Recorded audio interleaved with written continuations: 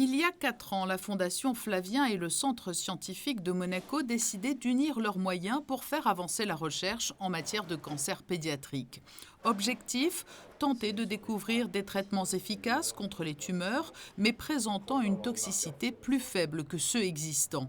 Les travaux engagés ont aujourd'hui permis d'obtenir des résultats très concrets. En fait, l'approche a consisté à utiliser le bagage scientifique de l'équipe acquis au cours de longues années de travaux dans un domaine particulier des traitements anticancéreux qui s'appelle traitement anti-angiogénique.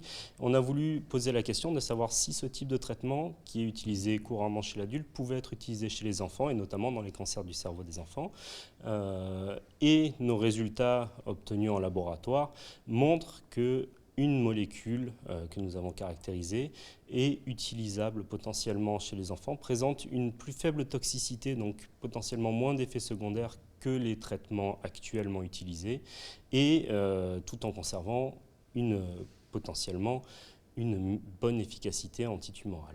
Avec l'aide de la Fondation Flavien, l'équipe dédiée au sein du CSM a pu se doter notamment d'équipements de pointe et augmenter ses effectifs.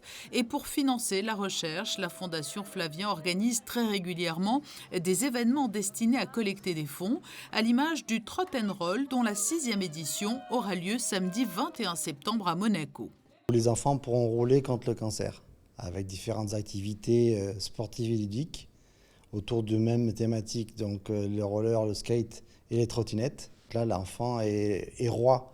Il pourra venir s'amuser sur un skatepark amovible, dans différentes animations de structures gonflables, des jeux de société, du maquillage, des tatouages faits par des professionnels, tatouages éphémères. Cette année, on a dépassé la barre des 500 000 €. On arrive à 543 000. Et samedi, on délivrera donc 100 000 €, notre somme annuelle au centre scientifique.